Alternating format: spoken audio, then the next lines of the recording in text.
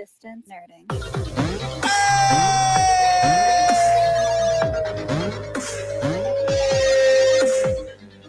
Hey, all right, we're late, and I get it. Ladies and gentlemen, welcome.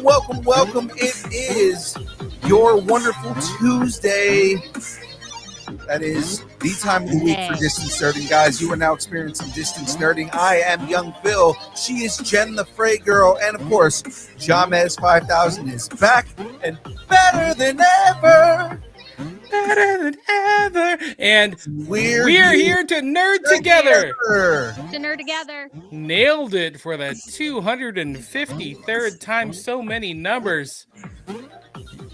Talking about anything, pop culture, news, movies, food, music, wrestling, comics, Comic-Cons, whatever you're nerding out on, we want to talk about it. Of course, ladies and gentlemen, if you would like to subscribe to us on all the things going on, hit that subscribe button, guys. If you're watching on YouTube, hit that subscribe button. It really helps us out. Listen on any podcast app, anything that you can listen to us on. Leave us a review. And remember, 5 stars helps us so much. YouTube, Instagram, Facebook, Threads, TikTok, everywhere at Distance Nerding.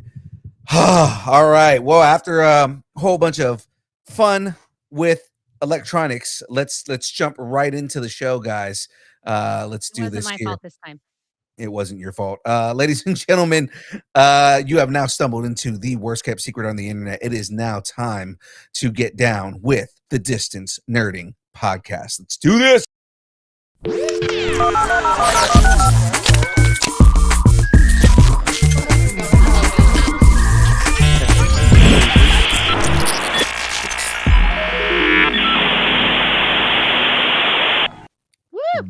We are doing this, guys. So let's jump right into this. This week on deck, we've got all the fun with Straight from J. Jonah, watching the Watchtower. We're bringing back the trend up.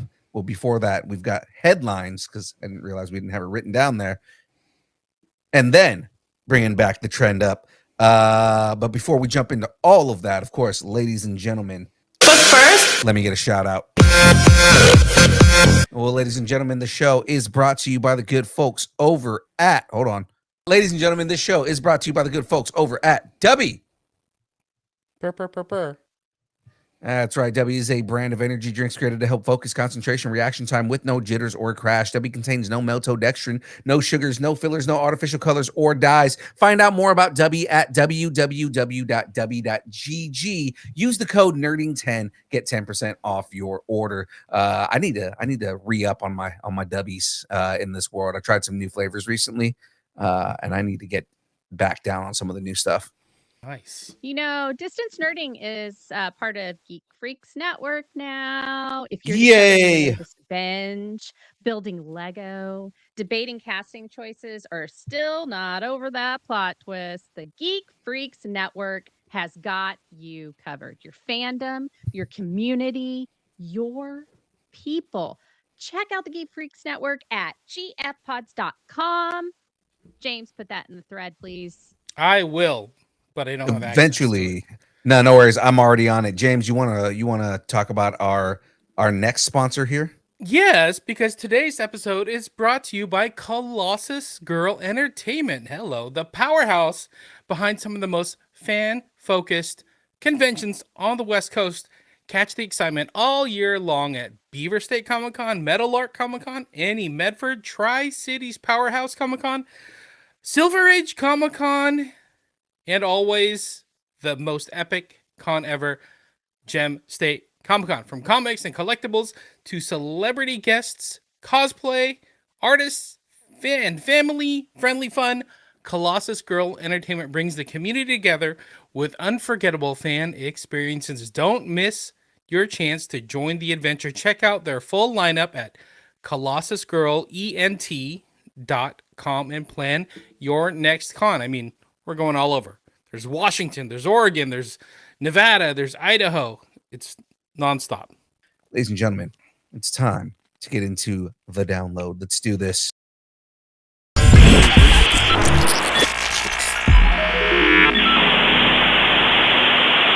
When Doom throws down with Cap, it's not just shields versus sorcery, it's ideals versus empire. Industry insiders are circulating rumors that Avengers Doomsday will center around a clash between Doctor Doom and Captain America. Oh, interesting. Positioning Doom as the central antagonist for the film. I know we've gotten a ton of Doomsday rumors. You know, where does Reed Richards fit into all this? But Cap versus Doom, you know, Steve Rogers versus Tony Stark, or Victor Von Doom, Tony Stark. I kind of like it. Victor Von Stark or Tony Von Doom. Tony Von Doom. There you go. Is this how we're gonna bring Doctor Doom into the MCU? Absolutely. Well, I'm sorry, hold on. Yeah, absolutely. This is. I was like, I'm about to mess things up. I do believe this is the way that we're going to do it again. I've said this over the course of since they announced that Robert Downey Jr. was playing Victor Von Doom, that this is going to be Superior Doctor Doom, Superior Iron Man. Superior Iron Man is a version of Doctor Doom that is Tony Stark in another universe. So I feel like this is they're gonna loosely base it on that. I feel like it's gonna be its own story, but they are going to loosely base a introduction to Doctor Doom with Superior Doctor Doom. I don't think that he's going to continue playing Doctor Doom moving forward. I think that he is going to be the threat. They're going to fight him in Secret. It's going to go towards Secret Wars, and then in Secret Wars, we're going to get introduced to Doctor Doom moving forward. So whoever they choose to play Doctor Doom for the rest of the MCU moving forward, the Secret Wars is when we're going to get introduced to that character. Interesting. Yeah, Interesting. absolutely. But I think that this is so Captain America Civil War. That was like 15 years ago. What's up with that, peeps? No, I think we are going to get a Doom Prime, and that's going to be somebody else. Hopefully by the end of Secret Wars, we'll have that person so that they won't have to be like, oh, who's going to be the new Doom? Because you know what? I'm getting a little over stimulated by this Avengers Doomsday rumor mill. It just seems like everything is just rumor. Yeah. Rumor. Casting, You know. plot lines, you know, who's doing what. Yeah. Yeah, I know. It's getting a little tiresome. But with, you know, a potential trailer right around the corner, we're going to start getting answers. And, you know, a lot of these rumors are going to go away, and we're going to start honing in on the story. So we're going to see what they're going to cook up. But I want to know, because, you know, Doctor Doom is typically a Fantastic Four villain, right? So what do you think this means for the Fantastic Four? Like, what's the ripple effect if Doomsday is focused on Doom versus Captain America? Well, they've fought before, though. Like, I mean, I know that Cap has, because Doom, yeah, he may have started as Fantastic Four, but like he fought the Avengers. I mean, didn't he like cross over at one point when they crossed over with DC, and he like was like fought somebody else? I mean, he's been everywhere. Doom is everywhere you want to be. Let's just face it. I do think that I really feel like the Fantastic Four is going to be on the wrong side of this. I think they're going to be supporting Doom. I really think that's what's going to happen. And that's what's and Captain America is going to be like, dude, you were like the heroes in the 60s. I read about you on the internet. And like be like, what happened to you? And that kind of stuff. And then really like that's going to be part of it too, because there's got to be some sort of emotional depth to this. And as we know, Dr. Doom is very persuasive, and he definitely wants in Sue's pants. So, you know. And, you know, with Fantastic Four First Steps focusing on like world ending events, maybe Doom finds a way to just get a little bit persuasive to Reed and the Fantastic Four, saying, hey, this other universe is trying to kill us, trying to kill our universe, just the way Galactus was trying to, you know, kill our Earth and yours and take your son. Maybe this other universe is going to try to take your son. I think that's the way in. I think you've got it. I think that's how he's going to do it, because we saw the end credit scene, mid credit scene, whatever the hell they're calling them now, where it was Franklin with him. If Franklin likes him, Sue's gonna probably be a little bit more apt to like him as well. And so it really just depends on how he does it. But we know, and Tony Stark even Tony was really persuasive with shit. So I honestly think that's the way in. But I do think the Fantastic Four are going to be on the wrong side of this. And that's going to be interesting. Yeah, that Very makes total sense. It's very interesting. James, what are your thoughts on this? So they announced that they're going to re-release Endgame in theaters September of next year, so roughly 2 months, 3 months before Doomsday comes out. But they're adding a special end credit scene to Endgame, leading into Doomsday. Interesting. So they're really making Endgame and Doomsday like connected. Yeah. Kinda Well, there's a rumor that in this universe they're bringing Thanos back. So it's like, yeah, could be. Yeah, could be. Oh wow. So September they're re-releasing Endgame with the extra end credit scene, and then Doomsday comes out December 18th, 2026. I can't believe we're like a year away from this. The marketing is going to be crazy on this film. I'm gonna have to go into like seclusion or something to keep Right. me from just like losing my ever loving mind over this. Yeah. Totally. I mean, again, we're gonna see this, but supposedly, I mean, it's a rumor right now, but supposedly the trailer is now coming out on YouTube on Thursday. We'll see. I'll be there. Yeah. I've heard too many different things about the trailer coming out. I know it's coming soon, but I'm not gonna like speculate where it's gonna be. But Well, a lot of people, I've been on Threads talking to people about this, and a lot of people on Threads admitted 100% they bought tickets to go see Fire and Ash just to get the trailer for Doomsday. One guy said, "I'm literally doing what I did in '98. I'm going to go watch the trailer and then I'm walking out." But That is so, oh my gosh. In this economy? And for how expensive movies are now, like, no, dude. that dude doesn't have kids. He's not spending money on Robux, at home. He's not worried about 6-7. He's got money to spend on frivolous movie tickets. 6767. Oh, easy. All right, let's keep it going because we got more movies, more Marvel.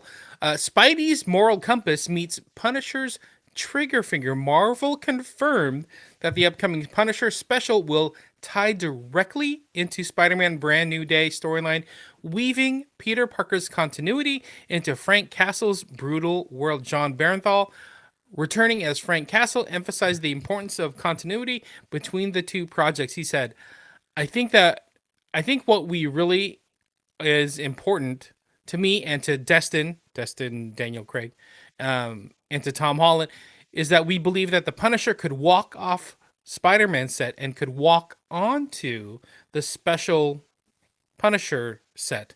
And I do believe we've achieved that. So I don't know. I know that's like, okay, we're in the same world. We're going to be in New York, probably. But what does that mean for the storylines between Brand New Day and the Punisher special on Disney Plus? Do you think they're going to, like, timeline-wise, do you think they're connected? Yeah. So what I feel like is going to happen is whatever happens between Frank and Peter in this movie. And again, I think it's just going to be something at the very beginning. It's not going to be something that is Frank is a mainstay player through the entire movie. I think that Frank is going to be like the opening scene of the movie is going to be an interaction between the Punisher and Spider-Man. And I feel like whatever happens in this section, whatever implications that happen in this opening scene are going to lead directly into what happens with Frank in the special. And I love the weaving of the storytelling. I love that it's like, it makes the world interconnected. Some people don't like that because it's like, oh, that means I have to go see Spider-Man before I have to go do the Punisher. and might be a different audience for some people, where it's like Spider-Man's more fun and friendly, where the Punisher's dark, and that's what I want to watch. I get that, but I like the idea of setting up a story in the movie that pays off in the presentation. I could see that. Mhm. I could see that. Fray, what do you think about Frank and Peter? By the way, why isn't there a comic book titled Frank and Peter, and they're like selling hot dogs? Frank and Peters, Frankfurters, Because Frank and Peters. It's because both of those can be misconstrued as dick jokes. Oh, my bad. Sorry about that. Don't love the phrasing. All right, so I feel like I like this. I do. I really, because like Spider-Man has interacted with so many different characters, like Daredevil, Punisher, like any of the street level characters. He's Civil really War. interacted Everybody with. in Civil War. Yeah.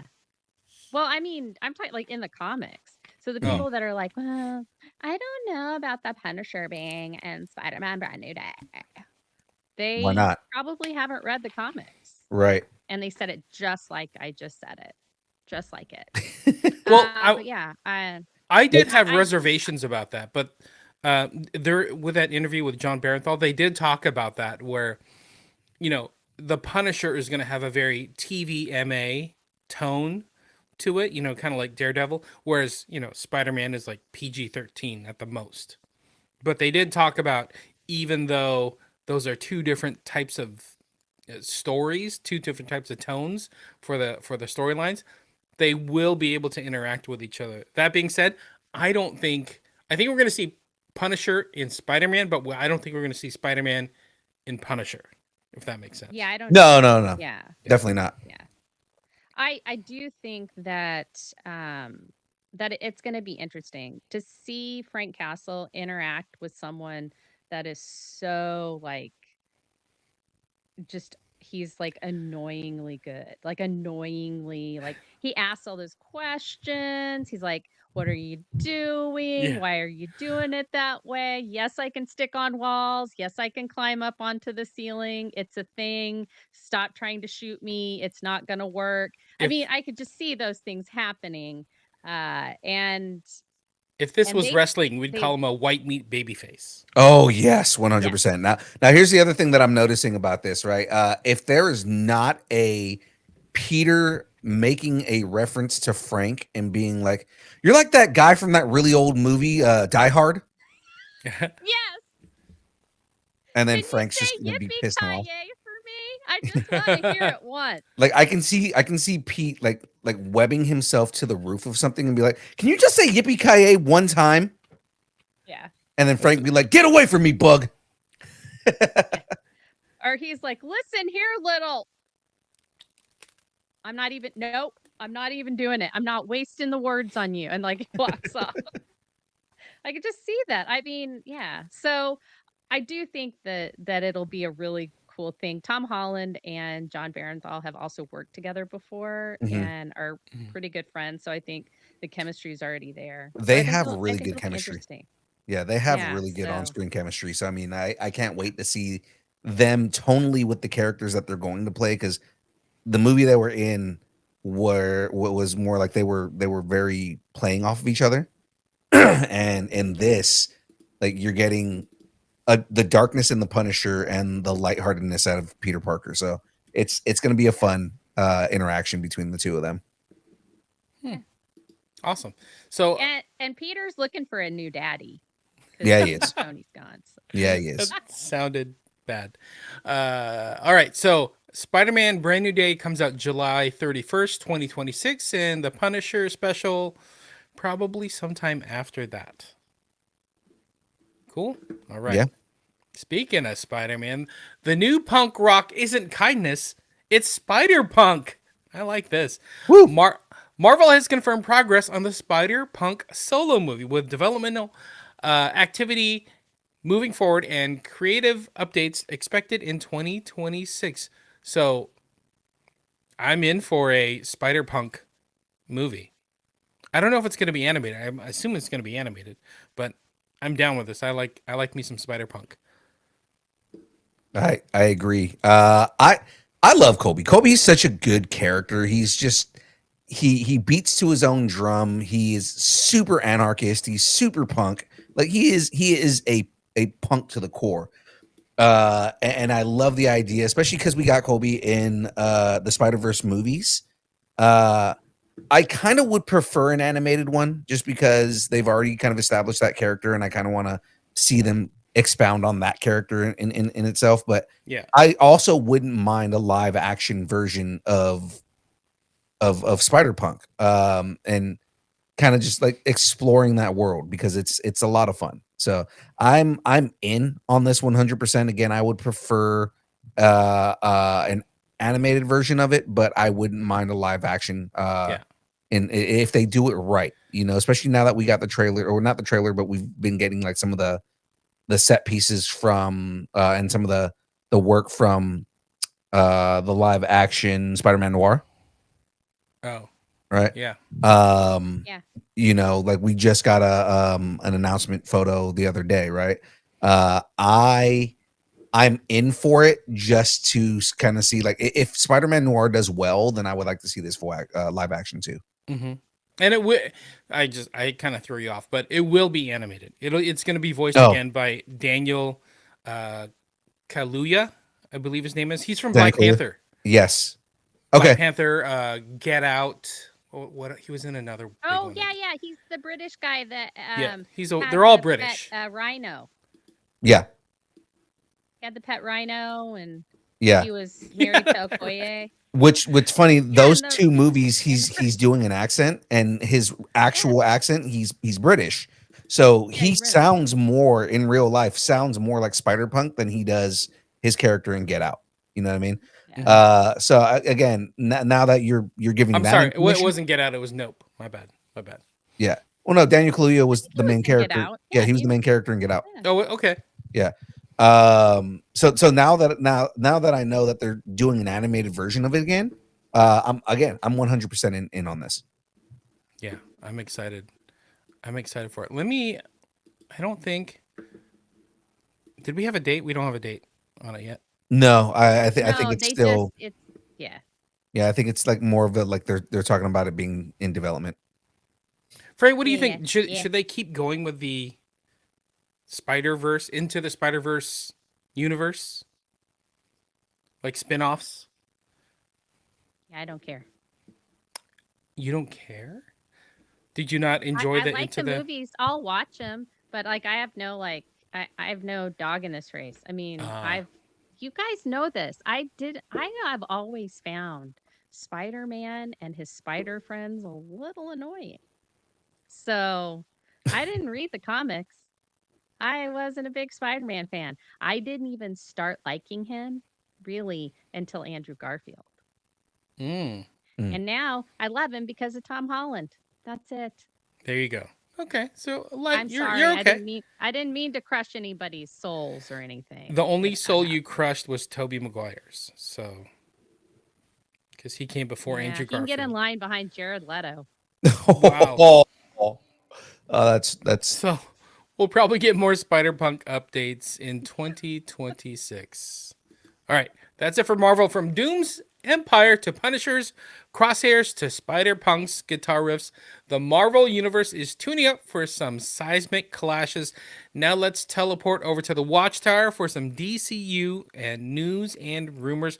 Though I will say this, I feel right now, this moment, I feel like Marvel has started to right the ship and like created a new direction, and I kind of feel good about it. I don't know why. But like Spider-Punk, maybe Doomsday. Maybe I'm what? Just bloated. I'm always bloated. Thank you for noticing. On to the DCU. The architect, my pants are tight. The architect for the DCU isn't taking fan polls. He's building a universe, not by committee. James Gunn addressed fan comments that begin with "we want," offering pointed advice that creators should focus on telling authentic stories rather than catering to collective demands. Gunn said, "When people say we want, it usually means I want. And that's fine, but it's not how we build a universe.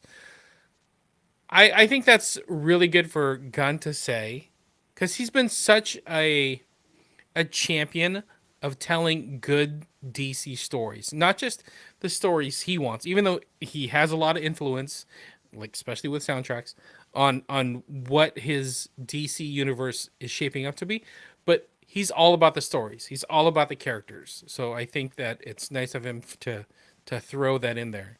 So Yeah, I read the whole like I read a lot about it, and I feel like I know where he's coming from because he does like he's on threads a lot, and Yeah, he is. he will respond to a lot of fans, but they do come in and they're like, well, we want, and yeah, it's like, no, dude, you want that. Not everybody wants that. Like, I didn't know about this whole everybody wants the gray suit with the blue cape and the white eyes of Batman. I don't want that. I don't care about that. And let me tell you, I am a DC fan. We all know this.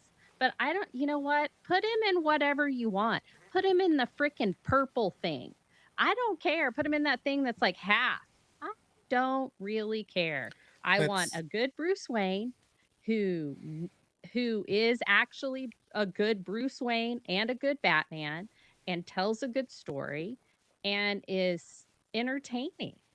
You know, he did really well with Superman. I don't have a problem. Like, I'm like, no, he did really well with Superman. Supergirl's getting great reviews and stuff. I know we're going to talk about that later, but yeah. So I feel like he's doing a great job. Let the man cook, people. mm-hmm. Stop telling him how to do the DCU until he's done the DCU. Yeah, I agree. I feel like it's like with Star Wars, right? Like with Star Wars, you have a lot of the fandom that's like, well, we want this, or this should be this, or this is what we want. And it's like, okay, cool. Fan service is one thing, but at the same time, when you're doing nothing but fan service, you get no story out of it. So, I would prefer, hey, what I'm going to do is tell a story and go in a direction of the story. Like, for example, with Peacemaker, right? Like we got this story, and I know there's a lot of people online that cry and complain about, oh well, he followed up a family friendly movie with something that is hard R, and it's like, okay, fine, but he's still world building, he's still telling stories, and Mm-hmm. the way that he's telling these stories, they work in conjunction with each other to tell a bigger story, and I am all for that. You know, he's telling stories and setting up stories for things that I didn't even realize I wanted to see live action. Salvation Run wasn't something that I was immediately on my radar and going, oh yeah, you know what? I'd like to see Salvation Run. No, but I'm all in for it now. You know what I Right. mean? What do Well, I want? I want the New Gods, but I mean at the same time, and I want them done properly. But I mean at the same time, it's like he's also said he's not going to do the New Gods. So okay, I'm not going to complain because eventually we will get the New Gods because you can't tell a DC story and not have the New Gods. But I mean, like, you know, I'm in for all of these other stories that he is going to tell for the world building. Mm-hmm. Again, the fact that we're doing Woman of Tomorrow was a big deal. So mhm. I'm all in for whatever he wants to give us. I trust him enough as a nerd and as a guy that I know is a massive nerd. I trust him enough to just let him do his thing. Like Jen just said, let him cook. And I am willing to eat whatever he serves us. Well, also, like, everything should have a different tone. Like, Superman's worldview should be his movies. Batman's worldview should be his movies, and that Right. tone should be it. It should be that. Mm-hmm. Just like people say our reality is shaped by how we perceive it. Their reality is shaped by how they perceive it. Yeah. Superman's reality is going to be slightly different than Batman's reality, and it's going to be different than Peacemaker's reality because they're different people, Yeah. believe it or not. So not all the comic books are going to be the same. That's where the MCU started. The first Captain America movie was totally different than the first Iron Man movie, that and the first Thor movie and the first Hulk movie, and it goes on and on and on. When Mm-hmm. it starts feeling the same, that's when you lose everyone because it's not about the stories anymore. It's about the spectacle. And right Yeah. now, he's telling the stories. Let's hope he Right. doesn't get to the spectacle, but he's doing it in a way where he's taking all these little things from different corners of the universe and he's bringing them together slowly, which is exactly what he should be doing. So stop with the white eyes, guys. Okay, it doesn't matter if Batman has white eyes or not. All right, I think it's I too think the much. only reason that people want that is because we got Wolverine. He had the Yeah. wide eyes, and people are like, okay, when if you can do it with Wolverine and Deadpool, you can do it with Batman. I don't want that with Batman, mainly because I'm very much a purist with Batman. You guys already know this. I complain a lot about what I want to see with Batman and how I want to see everything done. Who I think should play Batman, which I'm fine with whoever he picks. I trust what he's going to do with it, but at the same time, I don't think we need the white eyes. I think honestly, milky white eyes or just white eyes in general, like if you do a blackout in the mask, is going to feel so off-putting with Batman. Yeah. It is going to be a distraction more than anything. Mhm. Whereas with Wolverine, it works because of the way that they created that character. You know Yeah. what I mean? But with Batman, I absolutely don't want that. With Batman, I want them to do something that is in the end, and I know because James Gunn has said that this is what he also wants, so we agree on this. I want a detective story. I want Batman to shine as a detective more than fighty, Mhm. because I love the Mhm. fighty, but you can do Dick Tracy, where he is a detective 90% of the movie, and then when he does have fight scenes, he beats the crap out of people. Yeah. Yeah. Yeah. Yeah. And I want I to see agree. more gadgets. I like less of just like some of the things that he has. Like I want to see almost 66 level gadgets.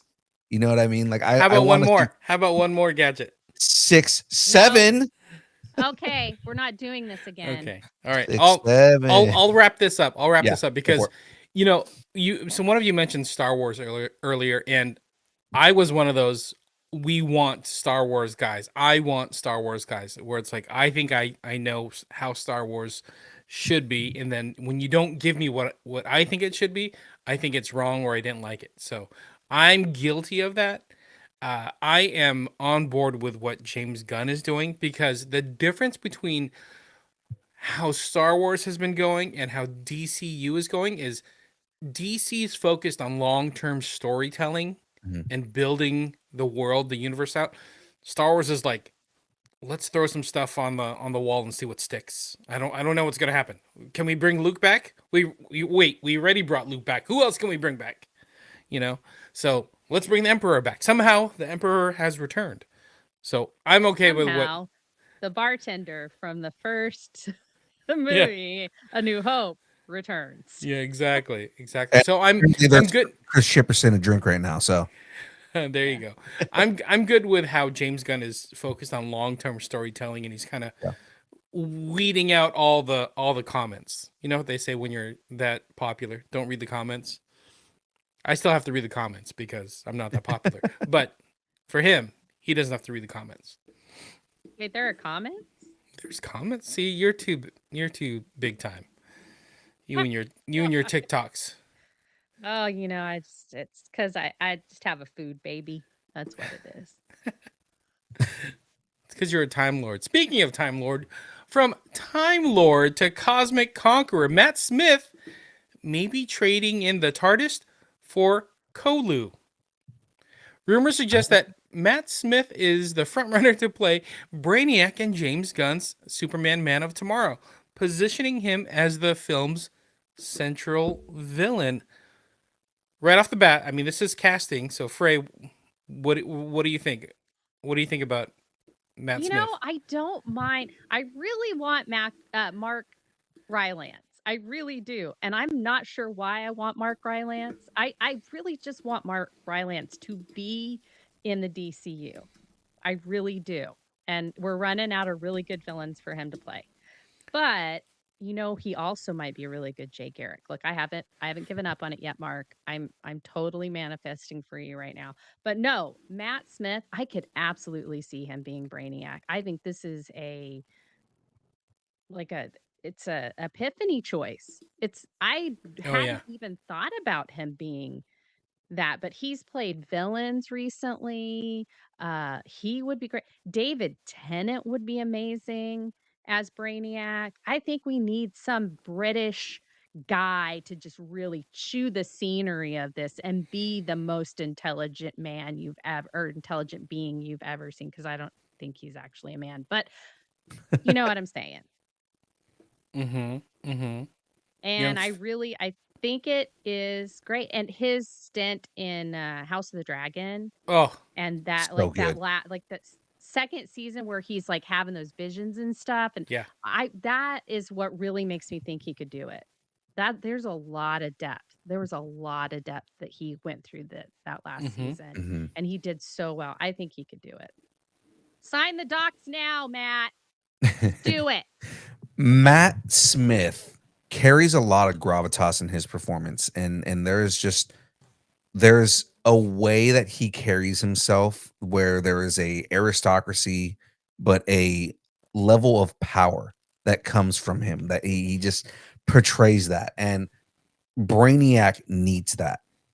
Anyone who plays Brainiac needs to be able to have a calm, calculated level of power that comes from him, where he talks to you as an intelligent scientist would talk to you, but his intentionality is that I'm going to wipe everything off the face of this planet.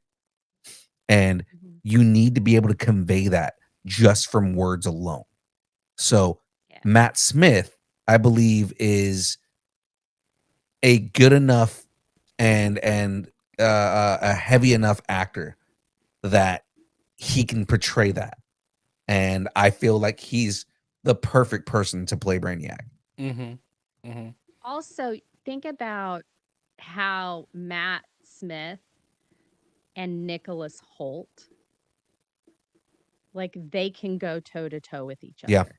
Yeah. They both have that intensity, and David Cornsweet he's just such a sweet, sweet baby. David Cornsweet's a sweet baby. It's We sweet, know sweet he's a corn. sweet baby. Sweet, sweet Cornsweet. Yeah, actually, We now love that you you, little mention corny sweat. now that you mentioned Nicholas Holt, Mhm. he was actually really, really good as Lex Luthor. Yeah. He's exactly that, what I was just mentioning. Like, Nicholas Holt is another one of those guys that is calm, calculating, but can convey a level of pure power-driven insanity that Lex Luthor needs, especially the version of Lex Luthor we're getting. We're not getting, Master Thief. I'm going to break into a jewelry store. Lex Luthor from like the 70s, 60s, and 70s.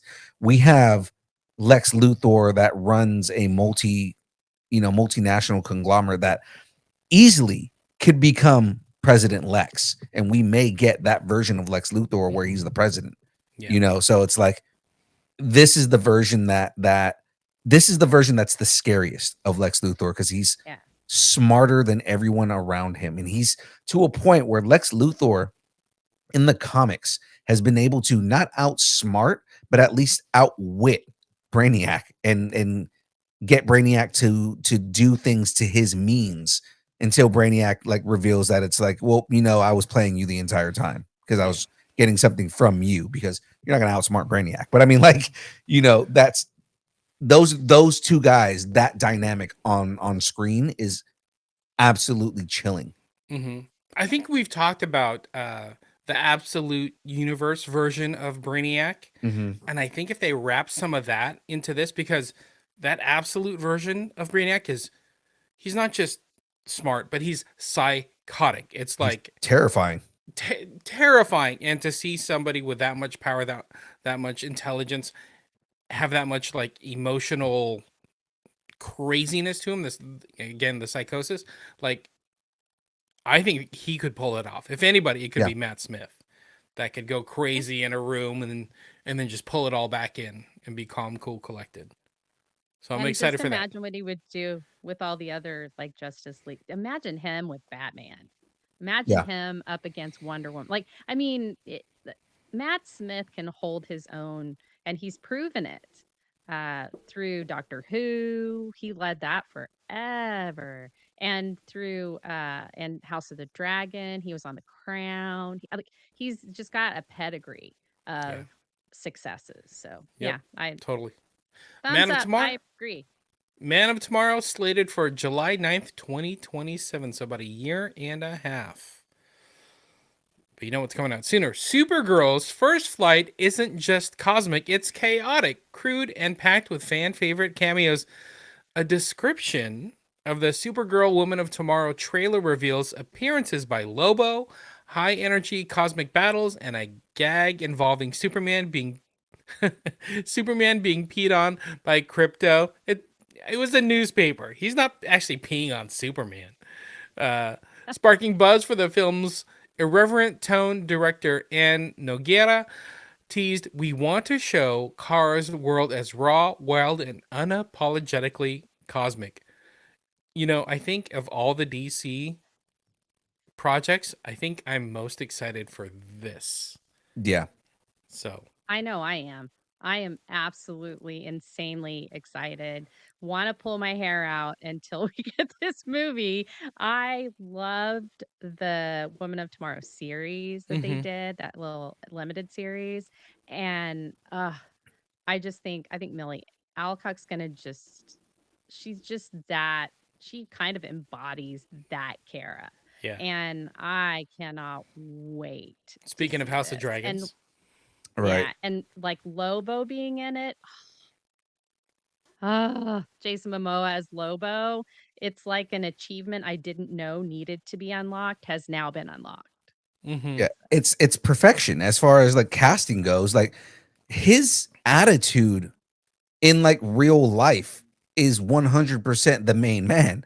Like if you've ever met Jason Momoa, which me and James have, the dude is hilarious, and he is one of those guys that embodies that character, and it's like, of course he wanted to play Lobo. That makes so much sense. Now as far as everything else goes, I'm all in for this, and it's because it's picking up where everything is left off so far, but taking it up a notch and knowing the story and knowing where this goes, you know, minus the horse gag from the comics, because that's absolutely didn't make any sense, you know, in the comic. And I heard that they're doing something that is going to be an homage to it, but it's not going to be exactly what it was in the comics, which I'm okay with. They're not gonna have Comet? They're saying there's going to be some kind of reference to it, but he's not going to be in the book, in the movie. Yeah, I love Comet. she's got Crypto. Come on. yeah. But again, I'm very Comet's excited really for a this. man that got turned into a horse by a cosmic witch. Okay, let's move on. So yeah, I'm very excited for this. And it's just because I want more DC in general, right? I want to see more of these stories that I love reading on screen, and I want to see just what changes are going to it to make it something that's original versus something that I'm just seeing from the page onto the screen. I'm excited for this too, because this is, I mean, even though Superman's from another planet and whatnot, this is going to be our first like cosmic taste of the DCU. And I'm excited for that just because, you know, the way James Gunn handled Guardians of the Galaxy and that, you know, world in itself that he told, I'm super excited for this. I'm super excited for Supergirl. So let's see. Release date is June 26th, 2026. It's a lot of 26s. 062626. There you go. So that's not too far away. That's No. about 6 months away. That it's weird when we start talking like that with projects that felt so far out there. Now it's like, oh, that's in like 6 months. You know? Yeah. That's nuts. Nanobo bonkers. Let's go. Let's keep going. When Gotham calls, even Hollywood's busiest star clears her calendar. Scarlett Johansson has reportedly stepped away from 2 upcoming film commitments after securing a role in the Batman Part 2. Take that, dinosaurs. While Scarlett Johansson hasn't issued a formal statement, insiders note her decision reflects the film's demanding schedule and her enthusiasm for joining Matt Reeves' Gotham saga. Fray, how you feel about ScarJo? So, I saw this, and I actually had a little.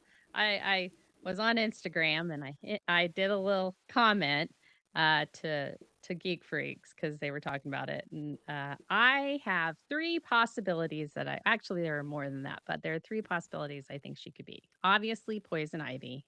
She could absolutely be Poison Ivy. Dr. Pamela Isley. Mhm. She could also be Sasha Bordeaux, because remember, this is Oh, Elseworlds, and even though we have Sasha Bordeaux, she did Mm-hmm. she was originally a Batman supporting character for a right, while. right. She could be Sasha Bordeaux of that universe, or Silver St. Cloud, guys. Why not Silver St. Cloud? Okay. I think she would be perfect as Silver St. Cloud. Tell me who Silver St. Cloud is. She's like she's kind of an older character in the DC, but she's very grounded in reality, and she was like a kind of a spy, also kind of Batman's girlfriend. Like she's had many iterations. So, Mm. but I just think she could be, and especially if they did like the spy type thing. I'd really Yeah. love for them to do like a Court of Owls, like get this whole thing and Court of Owls be the last. But I think they're going to save that for the main universe. Yeah, I think Yeah. so too. And Silver St. Cloud would be a really good character to transition into the Court of Owls. I've got a Yeah. different person who I think she's going to be, and I know a lot of people have been talking about this online too. Just If because you say it makes Vicky so Vale, I will drive no. to California and slap you. Vicky Vale would be derivative at this point. No, Andrea Beaumont, Oh, From okay. I could see that. Mask of the Phantasm. She's the Phantasm. Yeah, she could be. Yeah. spoiler Yeah. alert. Spoiler alert from a movie that came out in 1993. Um, Yeah. Andrea Oh, just a Beaumont. little tack then. Yeah, Andrea Beaumont, for those who didn't watch the movie, she starts off as a love interest of Bruce Wayne. She is somebody who essentially he went to college with and was like his college girlfriend. They didn't work out, but she was always the one that got away. That Bruce is always looked at as the one that got away. And she has a lot of ties in Gotham, a lot of ties to various mob characters and things like that. And I'm not going to go too much further into the Phantasm and what that character is, but it is such a tragic story, the relationship between Andrea and Bruce, because she's one of the few people who knows him without the mask as Bruce. So she doesn't know that he's Batman, but like she knows that side of his personality is the real Bruce Wayne, and she knows how to pick up on it. She was one of the few people to guess that Bruce was Batman just based off of his mannerisms, and it's just because she knows him so well. And there were elements of Andrea in the Dark Knight series because he was willing to give up being Batman and willing to give up everything that he was doing if Andrea would just be with him. You know, like Bruce wanted to give up interest at all. No, but I mean, like Bruce, she's like 10 years older than Pattinson. I mean, I'm all for that. Be a cougar, whatever. Yeah, but like Bruce was willing to give up being Batman in order to start a life with Andrea, and this was without him knowing that she was the Phantasm. So, good job, detective. Yeah. Well, he was blinded by love at that point. So, but I mean, she's such a compelling character. Like, I think that ScarJo would be really good, just because imagine those fight scenes, because Scarlett Johansson is really good when it comes to fight scenes and everything like that. Imagine these fight scenes with Batman as Batman and who he is, fighting the Phantasm, but not like the slow moving floating Phantasm that just has a scythe. Like, imagine her being like a much more tactical ghost with like still with the scythe, and how much more dangerous she would be when fighting Batman. And those fight scenes would be intense. I want to see that. I would want to see her as the Phantasm. I like it. So just in general, I do like this whole storytelling of, people in Batman's past that are coming back as villains. So again, like absolute universe is kind of what's happening in that, but like Phantasm's a great example of like tying it into like his past, and it's almost like Bruce Wayne is becoming Batman to help Gotham, but he's also creating part of the problem of Gotham, if that makes sense. So it's interesting.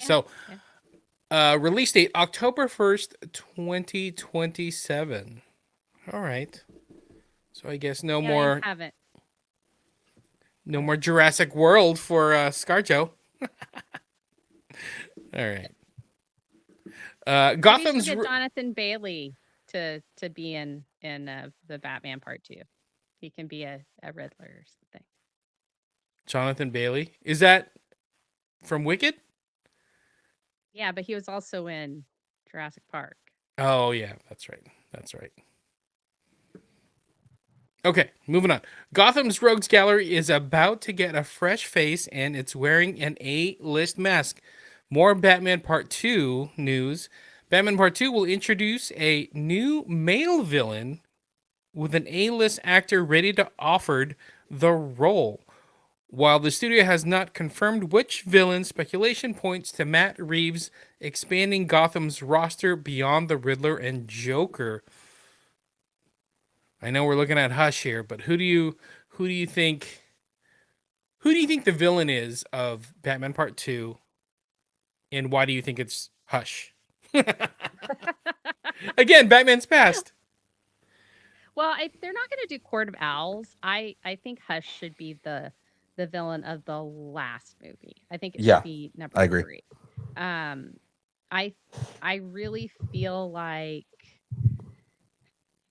and that's kind of why, like, I was thinking more like a Silver St. Cloud or a Sasha Bordeaux, or even like Pamela Isley. They could still lean into that whole Long Halloween kind of feel that they had in the Riddler, because Poison Ivy is part of that, and so I feel like that might be a good thing, even if she's not actually Poison Ivy. She's just Pamela Isley, and she's not really Poison Ivy.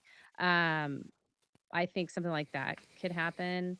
So yeah, I would like Hush to be in the 3rd movie. So if it's somebody in this one, I'm thinking they could do like. I mean, we still could see King. Two-Face, Scarecrow. There's a ton of his villains we haven't seen. Well, I mean, there's also like Clock King, Mad Hatter, Max Ventriloquist. Yeah. He's got so many rogues. I would want them to stick with the kind of more realistic, like people who would still work in real life. So again, we mentioned Victor Zsasz a while back, and I mean, we've done Victor Zsasz a couple of times, but I mean, another take but he would have to be like a henchman level. We've been talking about Professor Pig a lot. Like, Professor Pig would make a lot of sense in this universe. Calendar Man. That's who I want to say. Calendar Man and the Calculator. Yeah. Because Calendar Man, because I mean, he's the main villain for Long Halloween, but it's like Calendar Man as a character is in like translating him into a real world setting makes a lot of sense, because He's a serial killer that bases his killings on days of the year, hence Calendar Man. That makes a lot of sense in this universe. The way that they've built, like the way they built the Riddler, where totally. again, he was just kind of like this psychopathic, cerebral, like anarchist villain. Mm-hmm. He was a serial killer with a hook, like an actual, like he had a hook for a serial killing. He didn't actually have a hook. That he killed He had a people with. gimmick. You know He had what a I'm gimmick. saying? Yeah. He But had- again, yeah. like Calendar Man, that makes a lot of sense. That's a character where you have the psychosis of I am fixated on dates in the calendar, and I have to kill somebody as a serial killer. I have to kill somebody on those days. Professor Pig again makes a lot of sense because all he is a plastic surgeon that goes nuts and starts killing people to make them look prettier.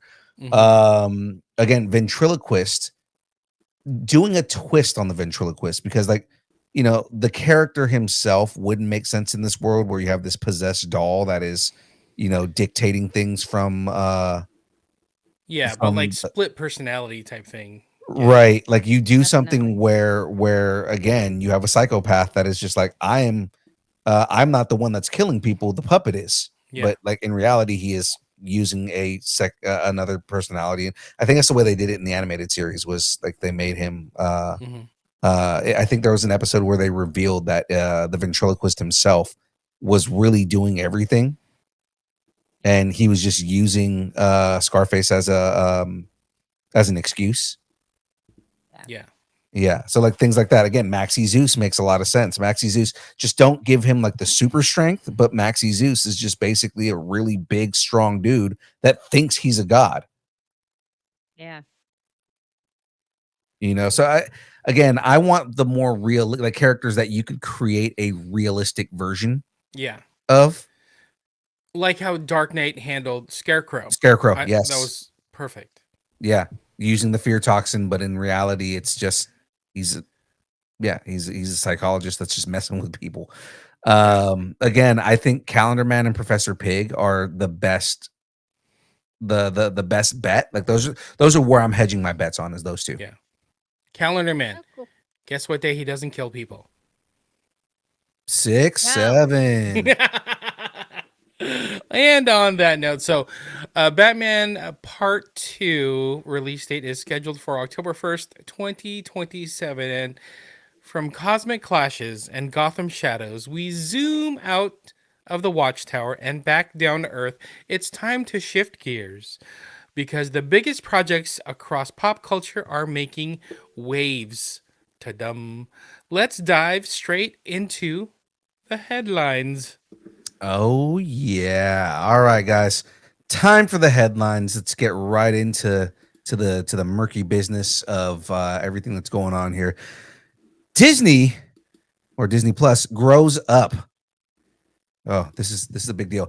Disney executives emphasize that Disney Plus isn't just for kids. The streamer highlighted dramas, comedies, documentaries, and true crime series as part of its evolving slate, pointing to examples like the raunchy UK drama Rivals, the docuseries Secret Lives of Mormon Wives. God, that show, and the comedy drama Alice and Steve. Starting here with Fray, what are your thoughts on all of this? I already knew that they had stuff that wasn't kid stuff. We're MCU fans. Yeah, Not Deadpool. really kid stuff. Star Wars. I mean, yeah, it is, but it's also not. So yeah, I kind of knew this. So thanks for letting us know, Disney. Yeah. What do you think, James? As a dad that has Disney Plus, and I know now you have to like hide stuff from your kids, like what are your thoughts on this in particular? I know this is like the big thing online, is parents being pissed that there's rated R content on Disney Plus, even though it's been there for a while. They've addressed that, and they have profiles. Like when I log into my profile, I have to put in a code for it. Of course, the kids know the code, but I still have to do the code, and that may be too. 111. It just may be too much work for them. So, but yeah, I mean, with Hulu and Disney Plus being so connected and like Mhm. almost like cross promoting all their content, like we get it. Parents get it. I think this is Disney's way of like, hey, it's not just for kids to turn on, Spidey and his amazing friends. It's like it's kind of like hooking for Hulu. It's almost like constant advertising for Hulu. Like we got these other shows on Disney Plus because you just click on it, even though it's on Disney Plus, it takes you over to Hulu. So like we've been watching Dance Moms. Like it's not really a Disney thing; it's a Hulu thing. Yeah. But we've been watching Dance Moms lately. So Hooking with Hulu. there it is. That's And some again- phrasing right there. I know. And again, Secret Lives of Mormon Wives. Like that is not a Disney show at all. I don't know if that should be a show at all. I mean, people are Very interested in full drama. Yeah, people are just interested in drama, and it is like, what is it, the Real Housewives? Real Housewives of Salt Lake City is actually excellent. Thanks for bringing it up. But it's on just Peacock. Whole bunch of drama. All right. So let's continue on here, guys. Let me pull that back up. There we go. What sucks is it's on like 4 screens. All right. A New Hope for old reels. This has got me so excited. Lucasfilm confirmed that the original theatrical cut of Star Wars A New Hope will be re-released in theaters on February 17th, 2027, giving fans a chance to experience the saga as it was first shown with no retouches. Jen, give me your thoughts. I saw it when it was originally out in the theaters, and I'll be there again to see it again with no retouches. Like, how exciting is that to be able to go see this film without any of the changes? I was talking about this with some friends that are also big Star Wars fans who've gone to Star Wars celebrations, on both coasts. Mhm. And they were saying how they're super excited about this because even though they have a version, like a bootleg version of it, they paid money for like a bootleg version that's like restored and not restored, like one that's like digitally remastered and one that's like grainy as shit, like Yeah. we want both, and they paid money for it. Like, okay, that's good on you. But I'm excited for this. I think that's fun. But you know what this really tells me? It tells me that George Lucas, his say in what happens with how they promote Star Wars now, especially the 50th anniversary, is out the door. Disney's going to do what Disney's going to do. So they're going to market Disney X-rated. Who knows? I don't know what they're going to do to promote. Because Shadoo's not here, I'm going to say it. For money. Yes. For money. For money. I'm just happy that we're going to be able to kind of re-experience that original version of the film, and in reality show kids that yes, Han shot first, god damn it. And like I love that version of the movie, and when like I have the original version. Well, I mean, it's still not the original version because he changed it from like the second theatrical release, but I have like the closest to the original version on VHS, and it's before the special editions, before they added on in the bad CG and changed things like Han not shooting first anymore and all that. Like, the only thing they changed in the original cut was they added episode 4, A New Hope, right? But I mean, even with that, yeah, I'm excited to see this version back in theaters again. Yeah, it'll be fun. It'll be a nice little trip down nostalgia road. Right. So we're gonna move into our sword and sorcery block. No? A. Okay. We're Canadian.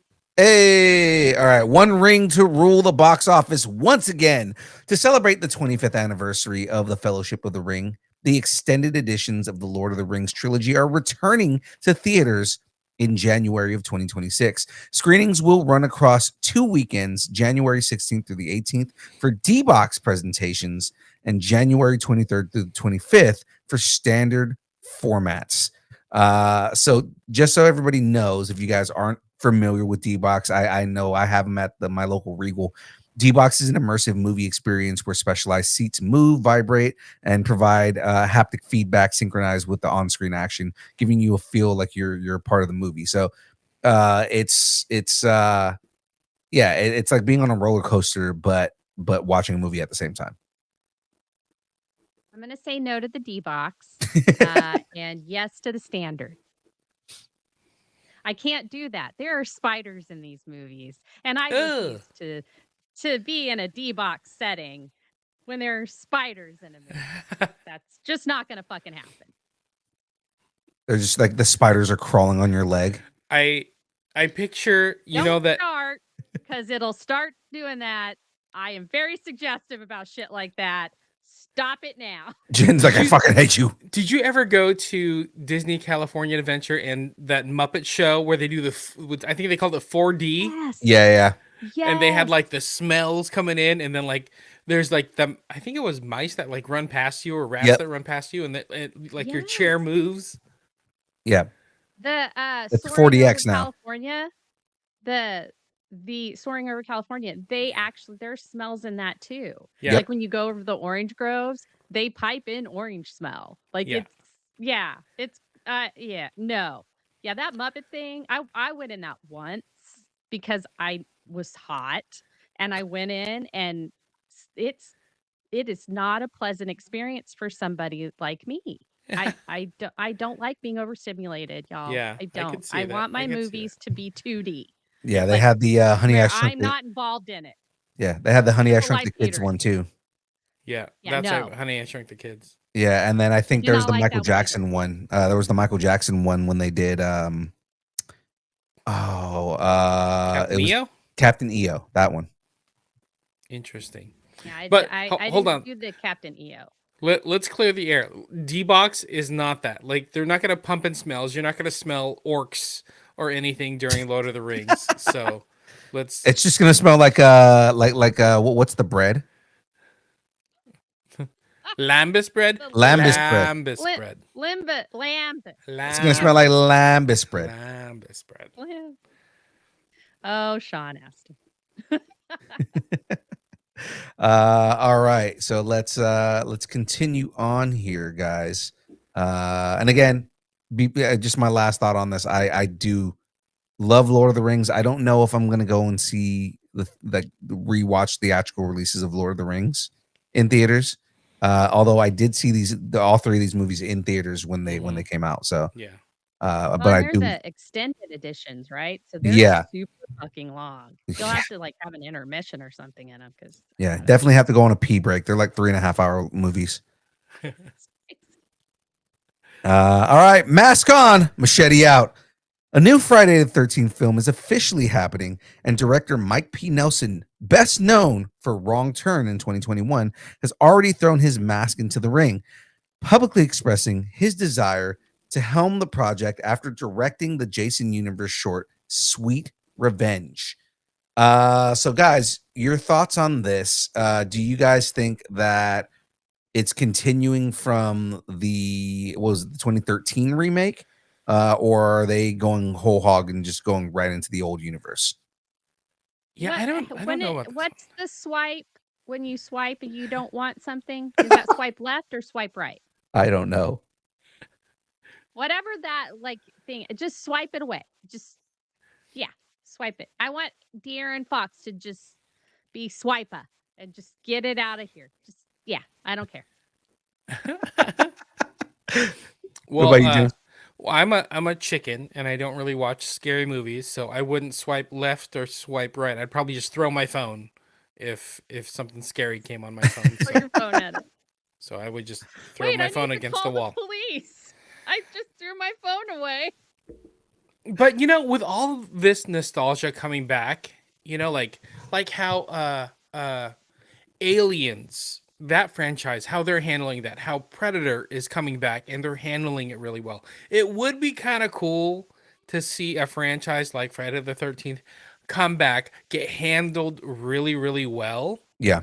and push forward with something new. So I don't have a skin in the game on which version of Friday the 13th they should play off of, but I just hope it's interesting and good. Yeah, as probably of the three of us, the only one that actually does enjoy horror movies.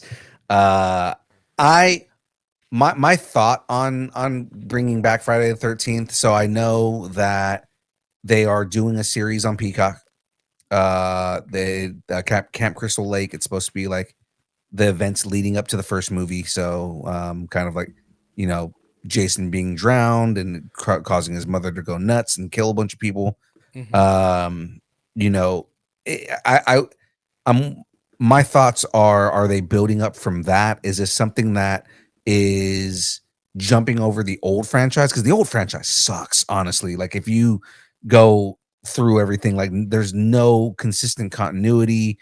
It like you don't know what's canon and what's not canon. Yeah. It's like one of those things where, you know, the next director was just like, I'm just gonna write a new story and whatever it is.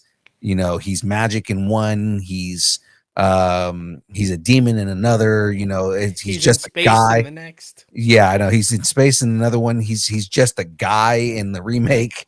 And I would kind of prefer him to be, if they're going to do another movie, that it's tied to the 2013 movie, mainly because the 2013 movie kind of reimagined him as like just a really brutal serial killer and not a like a demon or a monster, you know.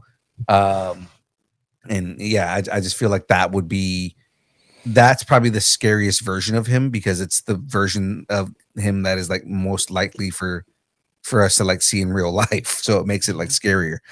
What But if yeah, what if they pull a Spider-Man? Like, we don't need to retell the origin story, you know, and just go forward and just do scary movies. Like, yeah. we don't need to retell what happened. Well, I prefer that. That's what I'm saying, is I prefer that it's going off of another movie that's already existing. They're not retelling a story. They're not telling you know, going back for other beats. Again, they're already doing an origin story. So it's kind of like, if we do this movie, it should just pick up and be its own story. You know what I mean? Cool. All right. Well, let's jump into this next one here, guys. No cape is safe. And when we say no cape, we mean none of them. Carl Urban revealed that The Boys season 5 will open with major character deaths, warning fans that anybody's fair game. Have you guys been keeping up with The Boys? I know you have. Have you guys been keeping up with The Boys? And the thoughts on this are going to be, what's your prediction, guys? Like, who do you think is going to die in that first episode? Because they're making it seem like somebody's going to die. Are we doing a Deadpool? A Deadpool for The Boys. Yeah. We're doing a Deadpool. Yeah. Yeah, we're doing a Deadpool. Okay. So here's the thing. A-Train, he's dead. He's gone. Yeah, He's not making it out of this. They've been trying to kill him off season after season after Yeah. season. He's gonna be gone. I think the 7 that we saw in the first season, I think they're all gone. All of them. They're all just. And I also think that the creepy grandchild of Giancarlo Esposito, I think she's gone too. I think they're gonna right out of there. Answer. Yeah. But I also think that a couple of the Gen V people might also. Oh, that's pretty good. Yeah. Yeah, I think that might happen. I think Huey's gonna make it. Uh-huh. I think he might be the one that tells the story. Yeah. About it and takes up the mantle after that. Now, I haven't read the comics. Like, I didn't read the Boys. Oh, comics, this so veered away from the comic a long time ago. Okay, so then I think Huey's will be there. But I don't know if Starlighter's gonna make it, but I think Huey's gonna make it. I'd really like to see Carl Urban's character. I'd really like to see Billy make it, but I don't think he's going to. I mean, I he's think- dying. That's yeah, part of this. Yeah. I think Billy's gonna make a sacrifice at some point. So, but here's my hot take on this, right? Number one, I think A Train is gonna die, but not in the first episode. I think No, I think A Train is on the road to redemption. I think they're gonna Game of Thrones him, and they're gonna build him up to be a hero that, like, everybody falls in love with and is like, that redemption character, and then he's gonna die mid-season. I can Oh, see they're that. gonna You know who him. You know who I think is gonna die in the first episode because it is gonna carry a lot of emotional weight? Who? I think they're gonna kill Frenchie. Mm. I think if they kill off Frenchie, that is something that, he's had his battles with addiction. He's had his issues that just in general, but he is generally somebody everybody relies on and that everybody loves. Like, there's not a person who watches this show that'll say, God, I hate Frenchie, man. He pisses me off so much. Yeah. Most people love Frenchie because he is that kind of like, second chance character. I think it's either going to be Frenchie or it's going to be Mother's Milk. Well, I was gonna say, Yeah. by killing Frenchie, I think that would spark Mother's Milk to be like all in. I'm all in on getting rid of, Homelander and all of them and the stuff. Yeah. Because right now he's kind of always been on the fence. Like, we got to walk away. This is crazy. Yeah. But I think Frenchie dying would dive him in. Also, I think, I don't know if it's the first episode, but I think just as cannon fodder, I think Noir is gonna go. Yeah. Probably not the first episode, but like he's just been like chump change. Like there's no background on who Noir is anymore. Like nobody really cares. Well, because it's not the original Noir. died. Exactly. Yeah. Yeah, Like he died. exactly. So but nobody cares who the new one is. Like they're not telling his story. So I think he's just gonna be cannon fodder. Yeah. You know what I would really like, and I know they're not going to do this, is if they went back. So they already changed Black Noir's story, right? In the comics, spoilers for anybody who hasn't read the comics, okay? In the comics, Black Noir was a clone of Homelander. Yeah. Right? And there is a point in the comic where when Homelander finds out that Black Noir is basically the equivalent of Superboy for him, they get into a big fight, and Black Noir, because Black Noir was put on the team to keep Homelander in check. Right. And like Black Noir, like he beat the shit out of him a couple of times, but like in the end, he ends up killing Black Noir in the comic. So I would like to see, maybe this version of Black Noir dies, and then another silent version of Black Noir comes back, and it ends up being that Homelander clone. That would be a cool, full circle back to the comics, because when they veered off, I think it was season 3 is when they veered off and said, "Oh yeah, this is no longer the Black Noir that you thought it was, the one for the comic book fans." It would be really cool to bring back Black Noir and kind of show that version of him. Interesting. Here's one for the Deadpool. What about the Deep? The Deep's gonna die. He's gonna die. I think an octopus is gonna bite his wiener off. Oh my goodness. Yeah. And then the little white trash red head. Oh, Firecracker. Yeah, I think her and Starlighter are gonna just throw down, and she is gonna kick her ass. Yeah, Starlight's gonna beat the shit out of Firecracker. Sister Sage is gonna defect. Yes. After what happened in Gen V, and she's gonna defect, and she's gonna be like, "No, I don't want this shit anymore." But I think she's gonna die too. But I love her. She's actually my favorite. I love her. Yeah, she's an interesting character. Mm-hmm. But again, Let's move on.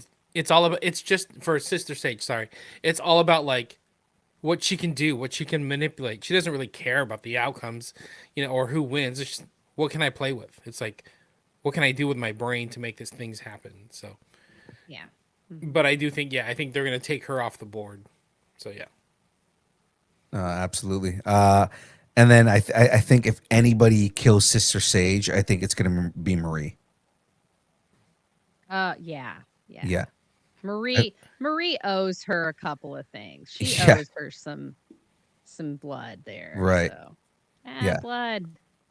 I think Marie ends up messing her up. And then I think there's going to be a big fight. You know who I think might actually take out the Deep is probably Polarity. That would be amazing. They have history, so it's like, oh, dude. Yeah. What if Polarity is the one that takes out the Deep? Could be.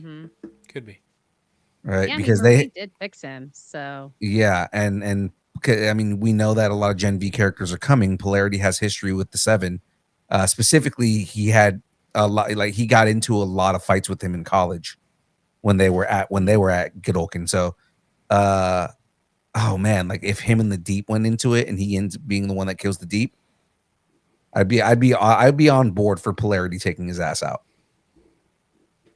Now you're getting deep in the weeds. Let's keep it going. I know. Let's keep moving on here. All right. So anemones. Okay. Upside down, right side up in the charts. Netflix announced that Stranger Things season 5 had a record-breaking premiere week, setting new streaming highs for the platform. Did you guys watch? Yes. You already know the answer to that. I know Jen hasn't, because Jen has not watched past season 1. I actually started a rewatch. Exactly correct.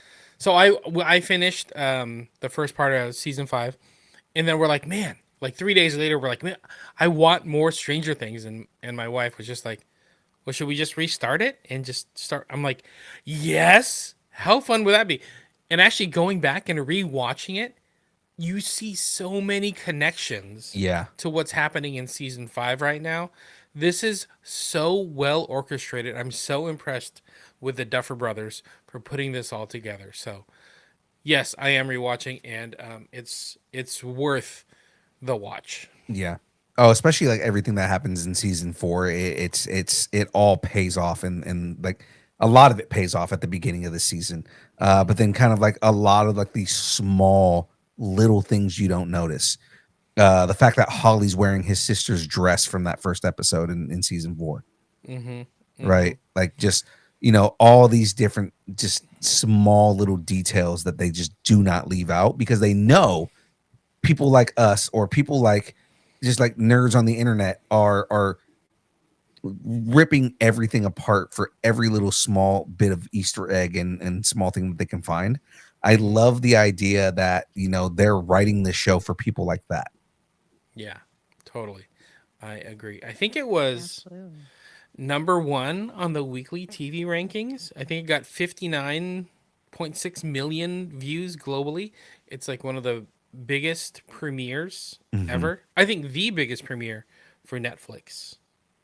Yeah, no, it's so good. And I am not at all surprised that they're getting all these record-breaking numbers. I mean, we've been waiting 3 years for this season to come out. So I mean, I'm on board 100%. I think this show started 9 years ago. 2016. It was 2016.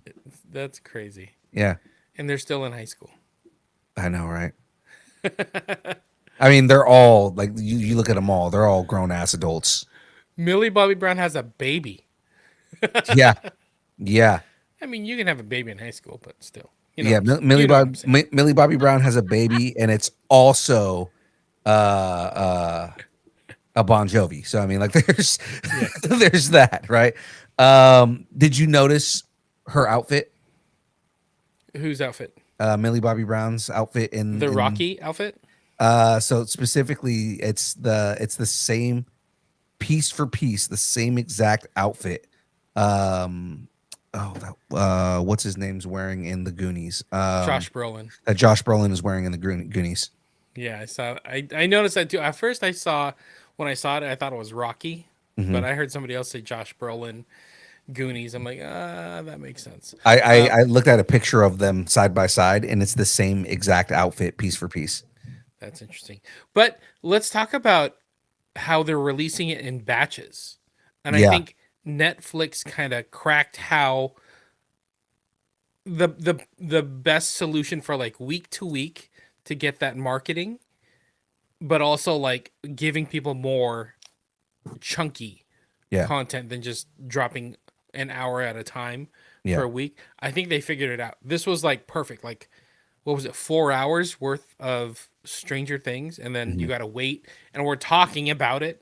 I think that's the key. It's this is the Yeah. reason that they did this is because you have, we got 4 episodes, and now you have all of the world talking about this show, and they left it at a cliffhanger enough that we're going to get 4 more episodes on Christmas, just with enough time for us to go to the theaters to go watch the season finale.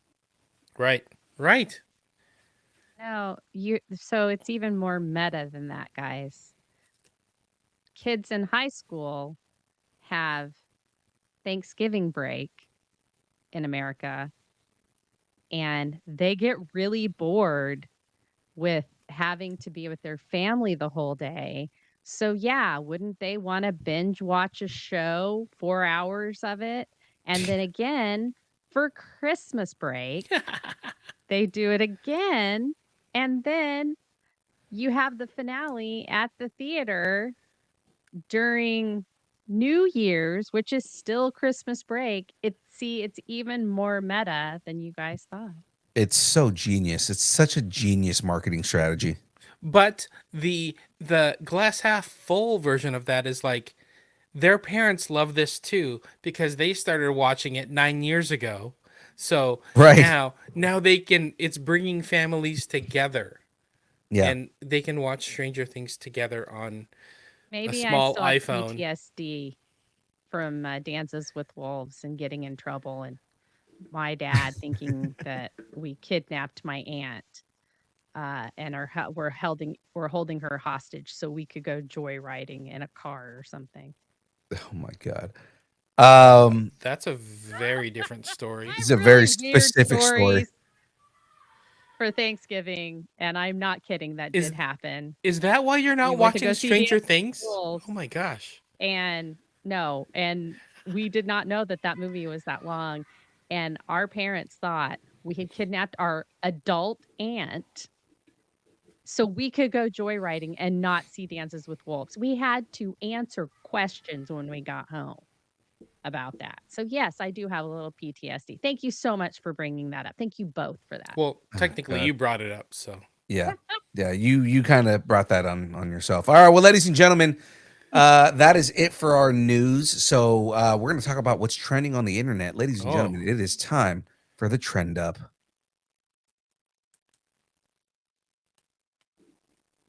Loki would like the trend up. Beepity beep beep beep beep beep.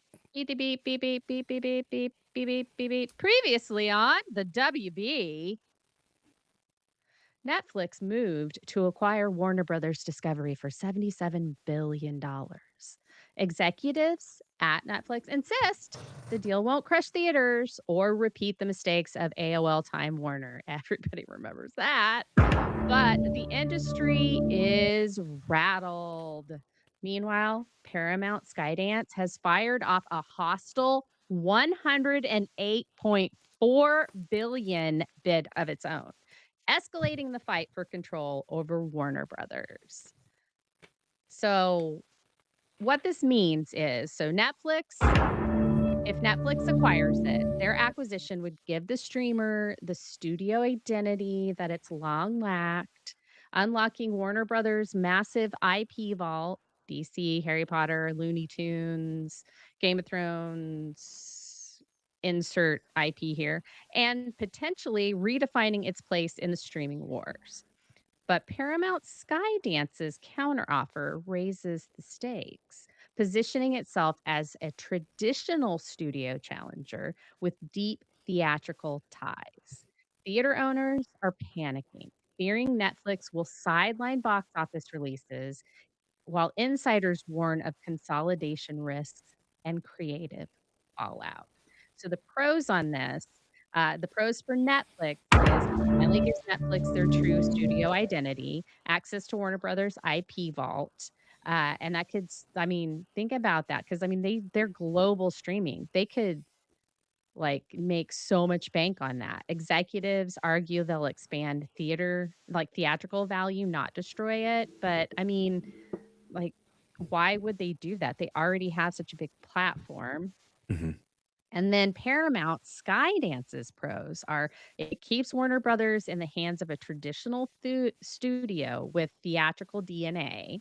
Ew, DNA. Potentially safer for theaters and box office revenue. And it could stabilize Warner Brothers without streaming first disruption. So the cons, and this is like the industry concerns about it, theater owners fear Netflix will undermine box office revenues, consolidation risks fewer creative voices and less competition, echoes of AOL Time Warner disaster, too big, too messy, too risky. So the real question is Warner Brothers better off with in Netflix's hands as a bold identity play or with Paramount Skydance as a safer traditional steward? So let's start this off with Jahmez 5000. What do you think about this? So hearing about all this, and it screams monopoly right off the bat. But and that goes for either case, whether it's Netflix getting Warner Brothers or if it's Paramount Skydance getting Warner Brothers, it screams monopoly. It's that consolidation, and a lot of jobs are going to get lost, a lot of projects are going to get whacked. That being said, if going back to your question, is who's a better steward for Warner Brothers Discovery? Honestly, I think Netflix would take more value and be more true to who Warner Brothers was trying to be, if that makes sense. Whereas Paramount is just like, we're looking to take more on. Skydance is just like, I just want to own it all. I want to own it all. Right. I don't know what the plan is, but we're just going to own it all. But I think Netflix, what's really cool about Netflix is they're really good at pivoting. If something doesn't work or if there's a trend or a change in the market, they're going to change and go. And they're always willing to adapt. Just like how they adapt from, remember when we used to get discs in the mail? And then he went to all online. I remember like, are you kidding me? I can't get discs anymore.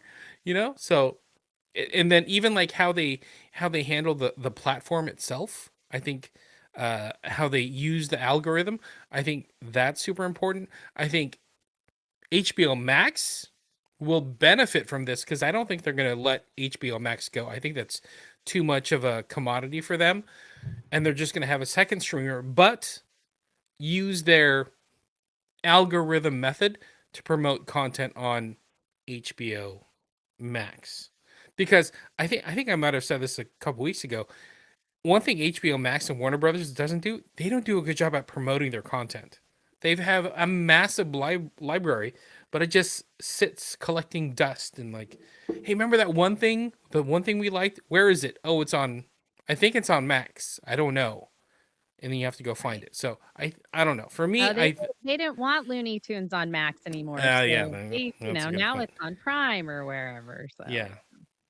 Honestly, I'm kind of leaning towards, if we have to choose between mommy or daddy, I think I'm going to choose Netflix.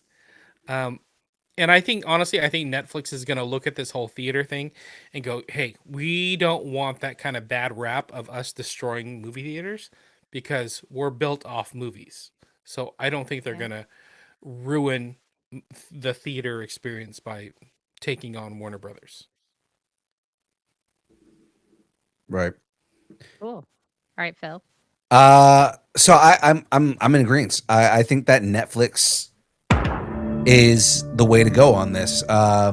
So yes, it is giving them a studio identity, even though it's more to be recognized as a studio, because Netflix has studios. Netflix has all these different things. They're known as the company to go to if you want to get a big budget show done.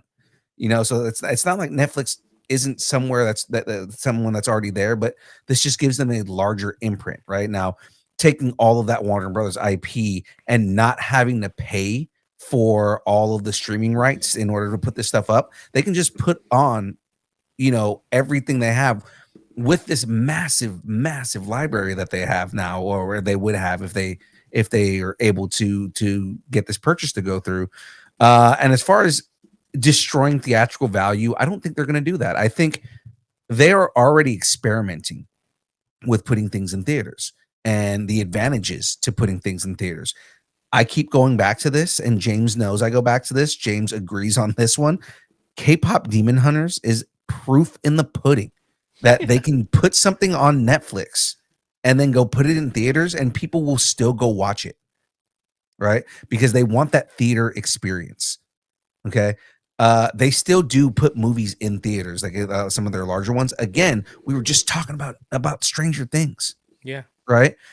If they didn't believe in theaters, if they didn't believe in putting things in theaters, they wouldn't have specifically made a point of saying, hey, the season finale of Stranger Things, because it is very theatrical, is going to be in theaters.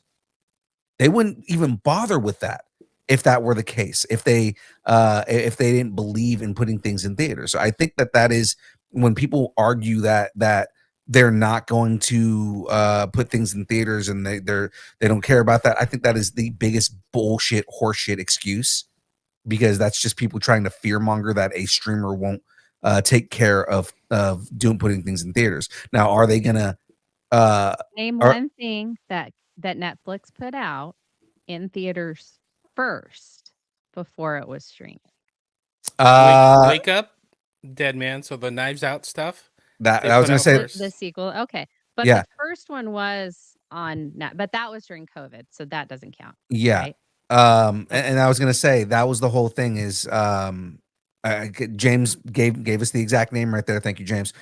There are films that they specifically want to have Oscar contention, so they will put it in theaters first. Frankenstein is another one that was just in theaters first before it was on Netflix, and it was because they see that they had so much faith in that film, and it was built to be a theatrical release. But I mean, they had so much faith in that film that they put it in theaters first, but only had a limited run and had it on Netflix soon thereafter. So I mean, do you think that that they would use the Warner Brothers as their theatrical release company, like the stuff that they'll funnel to Warner Brothers studios to do that? Do you feel that that's what they want Warner Brothers for? I think there's multiple reasons. I think one of them is what I mentioned before, that they're not, what's the best way to get a film library that you don't have to pay streaming rights for? Will own the library. And now they don't, that's pure profit for them. That's honestly less of an expense for them, because now they don't have to pay for those libraries, right? Number two, it's a traditional distributor. So the whole thing is, okay, any movies that we want to put out in theaters, the larger movies that we do, there's so many movies that I feel like would have done well in theaters that were on Netflix. And it's like, that's exactly it. Is okay, now we have a chance to put these in theaters. Now I think that where Netflix is going to win is if they do a hybrid model. Right? So where it's okay, it's streaming, and then somebody goes and watches a movie and is like, man, this is a really good movie. I wish I would have saw this in theaters. Oh, look, it's in theaters. I'm going to go pay to go watch it in theaters. Right? Yeah. Because again, their experiment was K-pop Demon Hunters. Right? Because the experiment was, it's available to go watch it at home. James has seen it 5,000 times at home. Mm-hmm. How many times have you seen it how many times have you still seen it in theaters, James? I think once. I was going to say, I would assume twice, but I mean, like, still, he went to go see it in theaters. But here's another one. So technically, that movie that came out of nowhere a year or two ago, Amelia Perez, Yeah, that was technically a Netflix distributed product that got released, limited release, but then on Netflix. right. And it won a whole bunch of awards. So I would Yeah, say yeah. movies like that just need a chance. I think Netflix is willing to take more of a chance on smaller budget projects, indie projects, get them in theaters. Are they going to do well? Maybe. If they don't, they're like, all right, you're going to have a home. And they might actually have two homes. It could be a home on Netflix or it could be home on Max. And probably a lot quicker than the traditional route of waiting, a long period of time. So I think they kind of win both ways if Right. Netflix takes it on. Yeah. Okay. Now, Yeah, now no, I see that. I was gonna say the whole thing about putting a theater in the hands of a traditional studio with theatrical DNA, that again, bullshit. I think that is the stupidest excuse that you can give somebody to say, oh, they're gonna handle it well because they were a studio before. Yeah, owned by a dude who didn't own a fucking studio before that. So don't give me that fucking bullshit. Okay, he also doesn't know shit about running a studio. So uh the safe them being the safe bet again, that's BS as far as the way that I look at it. And stabilization, I mean, like I don't think that any of the arguments that people have for Paramount taking over Warner Brothers are any ones that are good. I think that James hit it on the head, that it is all I think of is conglomeration. All I think about is you are monopolizing the studio system, and that I mean, we literally have laws in place so that that doesn't happen, because if there's no competition, then what the fuck's the point, as far as like business goes. um Fray, what do you think? Where do you yeah, stand on all this Yeah. between Netflix and Paramount and the whole situation? yeah. It really boils down to, for me, who's going to give, because I mean, let's face it, the biggest horse in the race that I'm concerned about is DC. Yeah. I'm concerned about all of the superheroes because I love them and I've loved them since I was little. So my biggest question is, who's going to give the DCU its creative control without trying to put their hands in everything? And I feel like that's Netflix and it's not Paramount Skydance. Mhm. I also don't want David Zaslav anywhere near this fucking company anymore. Yeah. I think he is the reason that people didn't go see Superman. Not as many people went and saw Superman, is because he's such a cancer to Warner Brothers and to PR for Warner Brothers with the whole canceling Batgirl, that yeah, he needs to get rid of Warner Brothers because nobody wants him to be in charge of Warner Brothers anymore. No Right. one wants his input. Go away, David Zaslav. Sorry, I didn't intentionally do that. It just I just want to punch him in the face. Anyway, I will not punch him in the face. I promise. I told Husby I wouldn't do that. I will not do it. But so I feel like Netflix has that kind of, here, just take money and do your project. Yeah. So I wonder if they're going to be more apt to do that. But then also they are really like super cancel happy sometimes. And I'm like, you know what? Maybe this show needs a couple more years to stand on its legs. Because I don't think the Gilded Age would have lasted at Netflix as long as it's lasted on HBO Max. And Mm-hmm. so, there's certain things there, but then again, Paramount is the same way. They do Yeah. the same thing. And I don't think Paramount understands streaming at all. So if and that's the world we're developing into, is that we want to see what we want to see when we want to see it. Right. And Netflix has much more of a grasp on that. So if I had to choose, if it was like, Jennifer, you're going to make this decision, just you, I would give it to Netflix because they have a better grasp on what's coming than the traditional studios do. Yeah. Mhm. And I feel like getting Warner Brothers and getting that um prestige that Warner Brothers, that like the actual Warner Brothers has been around for a really long Yeah, time, that and it history. was one of the traditional studios, and merging it with something that it knows what's happening in the future. I think that could be a marriage made in heaven, and Yeah. I'm down for that. If Paramount Skydance gets it, I mean, yeah, it'll be fine. They'll pay the money for it, but I'll tell you what, I will track down the CEO and I will punch him in the face if he fucks with DC. That's all I'm gonna say. I Whoever I buys this, if you fuck with my DC, I will come for you. I Do you imagine see the look on my face?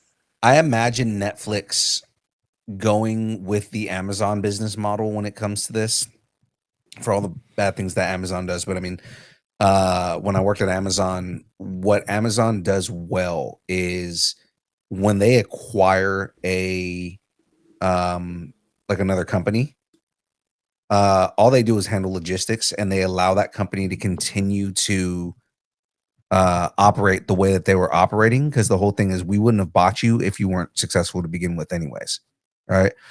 So Ring as a company, when I used to work for Ring as a company is still the same exact company as it was. All it is they have bigger pocketbooks because now they're getting Amazon money, but then they also have logistics handled by Amazon. So I imagine the best way for Netflix to handle this would be to allow Warner Brothers to still operate as the company that they are, but now they don't have to worry about the financial side of shit. Now Netflix handles that, right? Netflix handles the financial stuff. Netflix handles everything that they're doing, but then they can also use that as, hey, we've got movies we're doing and we need to distribute. Warner Brothers distributes, right? Things like that. Like I feel like the smartest way to run that company, or like to bring that into the fold, is to allow it to continue to be what it is, and then just handle kind of like the back end stuff that they need to handle. I know that that Sarandos already said that if they do acquire DC, that one, or if they acquire Warner Brothers, one, that the creative management team that is there currently, meaning James Gunn, is staying in place. And Peter Safran, he was saying they were staying in place, and as a matter of fact, his plan was to extend their contracts.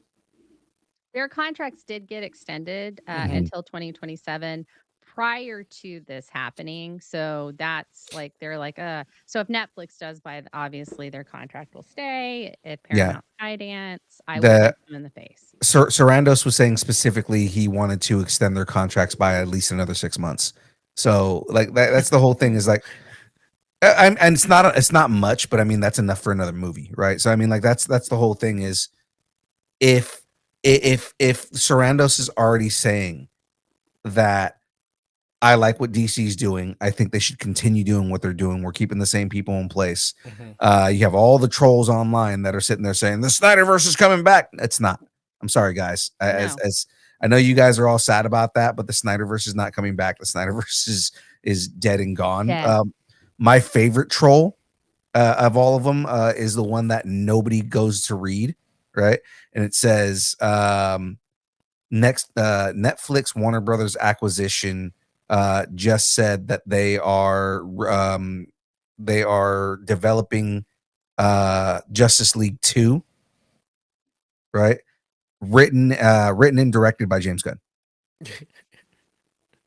Right? Such a troll, and like all the Snyderverse bros are all pissed off about it. I saw it reposted on the Snyderverse account, and they were excited, like, Snyderverse is coming back. And I'm like, did you not read the whole thing? It literally says It's written not. and directed by James Gunn, dude. Like, like that is the biggest troll. It's AI. It's an AI bot. Yeah. Yeah. I Isn't think, that see, cool? so for me, just looking at those scenarios, like what will happen with the DCU and what's going to happen with theatrical releases, I think the spotlight is hotter on Netflix to do the right thing. Yeah. Like if they make a misstep with crushing the DCU or like limiting Warner Brothers theatrical releases, they're going to get a lot of flack for it. Whereas Yeah. like Paramount and Skydance is going to be like, oh, we just changed things because we have some other releases coming. Just we're going to just tuck it behind us. No big deal. We're in charge. Like I feel like Netflix will make the conscious effort to do the right thing. You know, technically, and I was looking this up, they could technically release once they buy Warner Bros.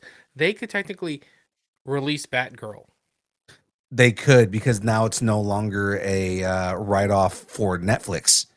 Yeah, That's true. yeah, And Yeah. they would own it. So yeah. Mhm. yeah. All They right, would own guys, the I think that we content. should wrap. I think we should wrap it up. So any last like short thoughts on this? Well, we talked about that. We kind of touched on the hostile takeover. It is that's Mhm. still pending, right? Like that Yeah. could happen, Yeah. not happen.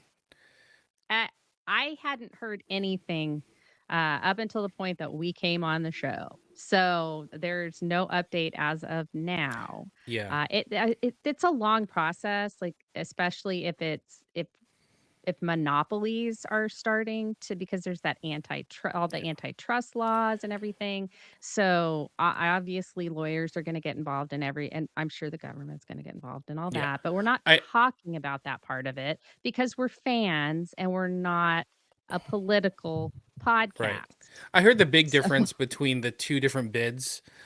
The Paramount Skydance bid is also includes the TV portion, Right. like the TV stations portion of Warner Brothers, whereas Netflix did not want any of that. Yeah, which gets weird because Skydance just bought CBS, and it's like, okay, well now you have CBS and CNN, so it's like you have two competing networks. Like, do you merge those together, or do you, kind of create two separate narratives going from two networks that you own? Right. That gets a little oh yeah, weird. now I really don't want Paramount Skydance to get it. Screw you guys. I don't like CBS. CBS sucks. All right. So you know what though? I'd like some merch. Because we got merch, people. Brr, brr, brr, brr. We got merch, people, and so can you. All you got it's Christmas time. It's present time. It's Kwanzaa time. It's Hanukkah time. Come get some presents. Hanukkah, Festivus for the Hanukkah, rest come of get the shirts from us. All you got to do is DM us at Distance Nerding on Instagram. Let us know what shirts you're looking for. We got two different shirts. We got the logo shirt. We got the character shirt. One black, one charcoal. They're $20, 25 if we got to ship it to you. If you want to buy multiple, more than welcome to. Let us know. We'll probably get you a deal. We'll get them out to you, hopefully before Christmas times. Put them That's under the right. tree. And if you're local to Sacramento, if I got to drive it to you, we're gonna do that. Okay, so Young Phil will throw it in your chimney. That's how exactly. customer service Yeah, oriented. yeah. We'll take my big ass And down he'll your chimney. say, Let's do it. "Oh yeah," Yeah. as soon as he throws it down. Exactly. Well, ladies and gentlemen, let's talk about the schedule that we got going on here. Tuesday's the show that you're watching right now, Distance Nerding. All the nerdy news, all the nerdy fun, all the things that are happening over the course of the week from 6:30 to 8:30. Thursdays, The Build. Actually, now it's just Distance Nerding interviews, but we're building Lego, talking nerdy. Now, this week, oh my God, guys, I'm so excited for our guest this week. So for all of my Conan O'Brien fans, for all of my Daily Show fans, Rob Kuttner, who was a staff writer on both of those shows, is going to be on the show this week. He also wrote this. I've been in the process of reading this, Apocalypse How. He also just put out a Deadpool comic book. He also wrote a Godzilla comic book. He's got all kinds of stuff. He's got a children's horror comic book that is about like booger goblins. It's so funny. He's a really funny guy. he's coming on the show on Thursday. We met him at LA Comic-Con. And I'm really excited to have him on. It's going to be a really good time. So that is this Thursday, guys, from 6 to 8. We're going to be talking with him. Of course, the buzzer from 6:30 to 8:30 on Fridays. Our weekly game show. This week, do we have any games written this week, or are we just going to be doing Jackbox? I might be able to write a Jep Nerdy, a seasons Jep Nerdy. Hey, real quick, going back, nerdy season. Going back to Rob Kuttner, just for the nerds out there, he also wrote on Teen Titans Go. That's right. There's all kinds of. Yeah. His resume is amazing. And we just kind of happened to walk by a booth that he was at. We talked for like a minute because yeah, man, it was just, we talked for like a minute and I was just like, I need you on my show. And he was like, yeah, that sounds fun. Let's do it. I'm like, yes. Oh my God. Cool. And he was a voice in Aqua Teen Hunger Force. Yes. Oh, I actually had a awesome. conversation with him about that. Okay. So you know what? It'll be on Thursday. That'll be on Thursday. Right. Friday, our games. So guys, of course, those are all on the West Coast. Now, before I jump into the stuff in the end here, do we have any plugs? Jen, do you have any pluggables you want to do? Nope, not really. Not really. All right. Well, ladies and gentlemen, if you would like to support the show, the best way to do that is to head over to distancenerding.com. Hit up to the top of the screen there. Hit that big blue button that says buy us a taco. That's right. You can buy us a taco. Join the taco party. Wrong page. That's right, ladies and gentlemen. Join the taco party. It is the best way to support Distance Nerding. It makes it so we can do more shows. We get better prizes. We can give more things out. Actually, matter of fact, where are we at number wise? Let me look here. I think it's 550. So we are at 2,920 on Instagram. So once we hit 3,000, we'll probably do a giveaway. You said about 550 for YouTube. Oh, 551. My mom must have hit that follow. 551. So guys, 49 more. Once we hit 600, we're gonna give away another prize. And of course, TikTok. Let's see where my TikTok followers are at right now. We're one away from 500 followers on TikTok. So guys, if you're not already following on TikTok, make your way over to TikTok and follow us on there. Of course, again, 49 away from another giveaway on YouTube, and then we're about 80 away from another giveaway on Instagram. So guys, get us there, get us to the end. We will give away more Lego kits and more Funko and more fun stuff. So let's get that going here. With that being said, have something you want to discuss. Tell us what you're nerding out on. All the social media places. If it's existing, we're there at Distance Nerding. Or, of course, if you'd like to send us an email, we will read it on air. You can send us an email at distancenerding@aol.com. And, again, we will read it on air. So, ladies and gentlemen, that is it from us. James, take us home. Thanks, and keep nerding together. That's right. And Bruce, buddy, Sleep, it's time to go to bed, buddy. Take a siesta. It's Take not a siesta. Christmas break yet, dude. Come on. Yeah. Still, he's gotta go to sleep still. Sandra DeLong in the chat saying that for all the listeners out there, DeLong Family Cosplay is also still trying to get 200 followers on their Instagram. They're on their YouTube. Sorry, DeLong Fam Cosplay on YouTube. Once they hit 200 subscribers, they've got a whole bunch of stuff they're giving away too. Guys, if you like free stuff, tell your friends. Have them subscribe to Distance Nerding. Have them subscribe to DeLong Fam Cosplay. Go and subscribe to us on Instagram, on the TikToks, all those places. So that way we can just give you stuff, guys. It's free.